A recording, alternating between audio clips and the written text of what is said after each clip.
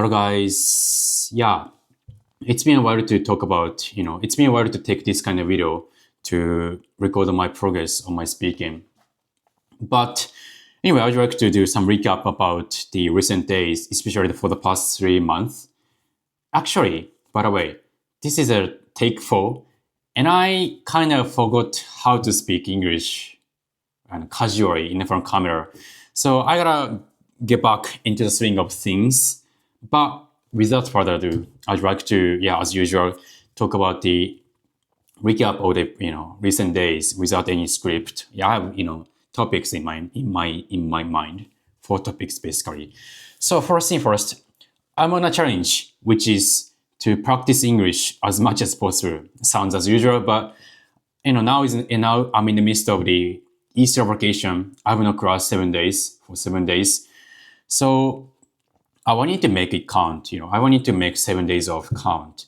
So I decided to, set this kind of goal, which is to study 10 hours a day for 7 days in a row, only in English. So, get fixated on English.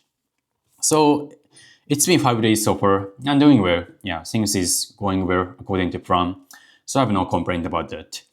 But the reason why I decided to, do this kind of, practice this kind of the goal, this kind of challenge is actually because the other day I was thinking about my near future. Not near future doesn't mean in 5 years or 3 years.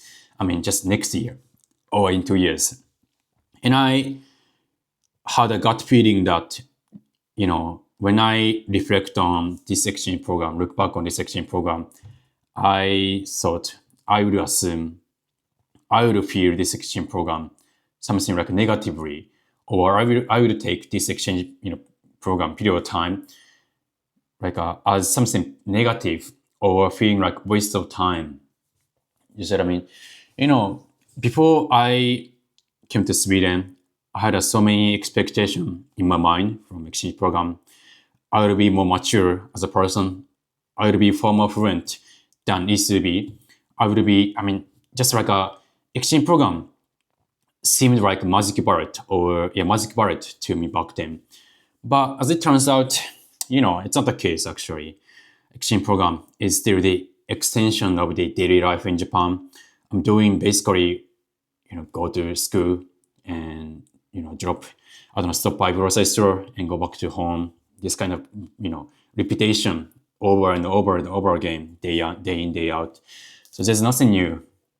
And obviously, it didn't teach me a lot about life. It didn't teach me a lot about English or, so many stuff. So of course, in hindsight, especially during winter, I got so depressed because of the winter depression and loneliness. And I had so many things on my mind and I had to deal with everything all at once. I was so at the rock bottom and I could get past it. And I'm really, I really appreciate it. I really feel grateful for myself, for me getting over it. But, if I take a look at the expectation that I originally had from my exchange program, I couldn't live up to the expectation of that, expectation. I can speak English barely enough to have communication with friends, but still it doesn't up to the scratch for my kind of ideal fluency, shall we say. And so, that's the long story short. I had a gut feeling that I would look back on this exchange program and take it negatively or negative period of time, shall we say. So I wanted to, no one want to regret, right? No one want to deliberately regret the past, events. So I try to figure out the way to make this exchange program count so that I don't need to, regret it right now on. And I was thinking, what kind of aspects were missing to my exchange program? And of course, I met really great friends, other friends, and neighbor was really great. And Sweden, it's really, living cost is extremely ridiculously expensive, but I could apply for exchange program. I could apply for a scholarship program, and I was privileged enough to get the scholarship. So I didn't need, I'm not, worrying about money at all. So that's very great. So like this way, I was thinking, what's the missing piece of my exchange program? Friends, health. Yeah, I mean, I was healthy, so never mind. And then, I came to a conclusion, which is English. Yeah, basically. Not gonna lie, the reason why I came here in Sweden is for the sake of my English. I wanted to practice my English to my heart's content, when I was in freshman, and I wanted to apply for America or Canada or Australia, but for some reasons I wasn't able to choose those countries, and instead of that, I had no choice but to choose the country from non-English speaking countries option in Sweden. Was there. That's the main reason. I was not interested in Sweden. I didn't know any about Sweden. So English is kind of driving force for me to do exchange program. And then in hindsight, yeah, of course, I hit the books, grind every single day, but still, like I say, I'm not satisfied with it, yet. So I've come to, realize that once I become confident in my English, or once I get the sense of affirmation, I'm not sure definition of affirmation. Once I get the sense of confidence, regarding English, I would never regret this exchange program. I thought in that way. So that's the very reason why I decided to do this kind of practice, this kind of challenge. I only have 2 months left, for better or worse. I'm feeling, not gonna lie, so excited to go back to Japan in 2 months. I have so many bucket lists, when I get back to Japan, but putting on hold. So for the next 2 months, the 2 months left, I have to, I owe it to myself to study English, practice English to my heart's content to the fullest, so that I don't need to regret down the line. So that's the reason why. Yeah, I sound like a broken record. I'm always, saying the exact same things over and over, redundant. But bear with me. So that's the first reason. That's the reason why I'm doing this challenge. And second, yeah, actually, just before I was, calling my parents and talking about what am I gonna do, when I get back to Japan. I guess the end of July, in the middle or the end of July, I will get back to Japan. And I have nothing to do, actually, from July to the end of September, because my university will start from the beginning of October. So I have a free 3 months, just what I mean. I can do whatever I want to do at will for the, next 3 months, for that 3 months.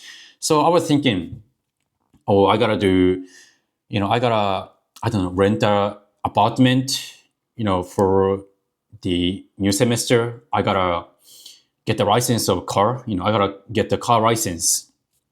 It must be really it must come in handy down the line. So I gotta do that. As is often the case with car license, many people complains about, they cannot, they don't have enough time to attend the class to get the license, right? So university period, so-called the summer vacation of their life, it's really great timing, I would say, to get the license. So I'm planning to, attend a class, car driving school for one week more so. And that's the first plan. And I want to also meet a lot of my friends in hometown. And I also want to join the, I don't know how to say, like an overnight practice. I don't know how to say in English. 合宿 in Japanese. I used to belong to my, volleyball circle or my volleyball club in my university. And I still get in touch with them, most of the members. and I want to join the, practice, or, overnight practice, 3 days in a row, I would say, in, moving to another prefecture while enjoying the, like a sightseeing or, school trip vibes, as well as practice volleyball with them. So I'm really, I want to join it. Yeah, I mean, simply. So I have to think about the date and the plan. My hometown is really far from Osaka, where my university is located in. So I gotta, yeah, nail down the details of, apartment or car, car driving school or whatever. So that's my bucket list, also in my bucket list. And last but not least, actually, this is what I wanted to talk about the most. About passport. What happened? What is happening with my passport? I gotta tell you a lot about it. Let me just paint a picture for you a little bit. Beginning of September, when I got back from trip from Stockholm and Poland, I got home and I unpacked things and I washed my clothing, and then little did I know that I had a passport was in my trouser, and I, not knowing it, I washed my trouser and passport all at once, and it completely fell apart. And then, so I don't know, beginning of February, I had so many plans coming up. Going to London to join Career Forum. My friends were planning to visit Germany, so I was going to tag along with them to, like a interpreter or translator for them. I've been to Munich once, and they were planning to visit Munich and Prague, and both of them were actually where I visited once. So I wanted to introduce those places to them, but I had to take rain check for them. And then it is what it is. And then, I don't know, after this accident, 2 days after the accident, I reached out to the Japanese embassy and then asked, what am I going to do? Or, to get new passport. And then the staff say, oh, you got to wait. You got to apply online. You can apply online. You don't need to come to, Stockholm, where Japanese embassy is located in. So, I thought, oh, it's really great. I don't need to go to Stockholm because it costs $200 both way, right? One way and both way. It will cost $200 in total. So it's so expensive, and it takes 4 hours on one way.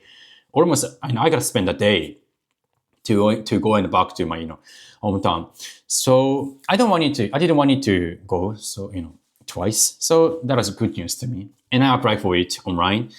And yeah, the staff say it's gonna take 1 month more or less for me to get my hands on your passport. And I thought, yeah, 1 month, it's just wrong.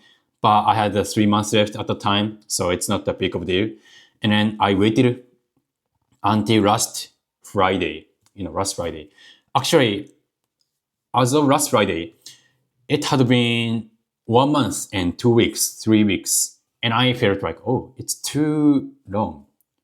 The staff English say it's gonna take 1 month. So, what's going on with my passport? How is it going with my application? So I reached out to the Japanese embassy again and I called. And then when I was talking with the, staff of the embassy, she said, actually, right before we declined your application.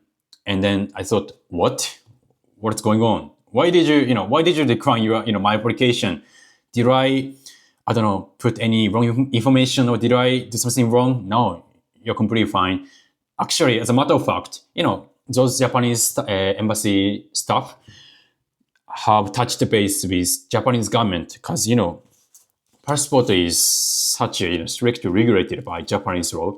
So they, made sure, they wanted to make sure the process of, for me to get new passport. And then it turns out that, the Japanese government, officer of the Japanese government, I'm not sure who he is, asked that staff member in Swedish Japanese embassy to check my passport in person, which means I gotta go to Stockholm to show off my passport, to let them check my passport in person. And that's why she declined my application. After, only after I go to Stockholm and show it and let them check in person, I can apply online again. So the point is, I gotta wait extra 1 month to apply for new passport. On top of that, I gotta go to Stockholm. Yeah, at the end of the day, right? I gotta go to Stockholm. So I was so pissed off, right? I expected it to wait for 1 month. 1 month was long enough for me to feel frustrated, but I don't know. I had it, and then it turned out that I gotta wait extra 1 month, and I gotta go to Stockholm, paying $200 and spending a day, literally. So I was so pissed off. But it is what it is. I couldn't do anything about it. I'm under Japanese law. I should be obedient. So I went to Stockholm. Oh, this is gonna be a really long story. It's 60 minutes, 30 minutes. Yeah, I don't have memory. I don't have a lot of storage in my camera, so I will edit it later on. But anyway, so I went to Stockholm the very next Monday. And next Monday means, I reached out to embassy on Friday. So I booked an appointment in 3 days. So the next Monday. And I booked a train and I went to Stockholm. And, the embassy, opening hour of the embassy is from 2 p.m. to 4 p.m. in the afternoon. It's a very short period of time. So I had to make it. So I booked a train, which was going to arrive around 2:30 p.m. if it's scheduled, where. And so I thought, 1.5 hours left. So this is going to be a good train to choose. The previous train and the other train, next train was not, ideal to me. So I chose that one. But unfortunately, the train got delayed for 30 minutes. Yeah, still have 1 hour, delay of the train. It's too common in Sweden. So I didn't make a fuss about that. And so I arrived at the station around 3 p.m. and I checked the distance from station to embassy. Because, last month I've been to, Stockholm already once. So I assume I know basically how distant, how far from station to, embassy is going to be, instinctively. But it turned out, as it turns out, that is far longer than I expected. The Google Apps say it's gonna take 50 minutes, 45 minutes on foot, 3.5 kilometer. And I thought, really, seriously, I'm running late. Because, that was 3 p.m. and embassy will close at 4 p.m. and allowing for procedure, procedure time, I gotta wait. I gotta, get there 30 minutes before the closure at least. You see what I mean? So I felt, I'm really running short of time. And then I was thinking about using the car, using taxi or, motor scooter kind of stuff. But then I came to realize that actually the other day, my credit card was stopped for some reasons. It is what it is. I will put it on hold. So my Uber app is connected with that credit card. So I realized that, I cannot use those apps, which means I have no choice but to run. So I ran. Yeah, long story short, I ran for 3.5 kilometers, not caring about pacing. That is extremely tough, to be honest. I was, I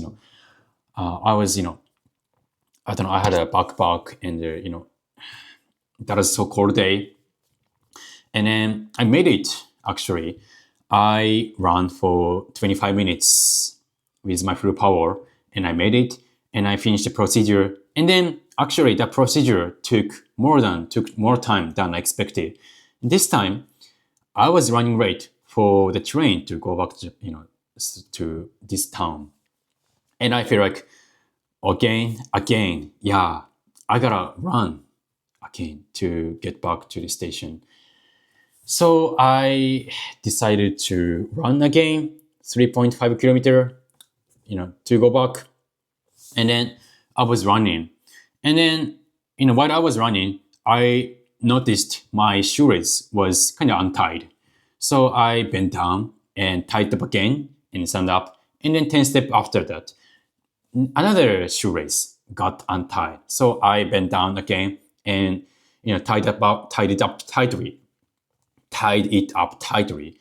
And then, when I was about to resume running, the police car got in my way. Huge police car got in my way. And two policemen, one had shotgun, this kind of huge shotgun with him. And then another has random bag.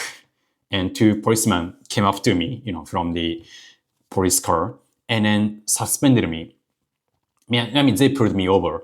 And then I feel like, what's going on? I didn't do anything. Why did you suspend me? Why did you, pull me over? And they say, you look so suspicious. You're all black and you were running. And then you bent down twice and all of a sudden you start running. What are you doing here? And that was around the embassy, area where many embassy, American embassy, Korean embassy were, stuffed. So more surveillance were, in place. And so I was, pulled over because of that. And I was so pissed off because I was really running late.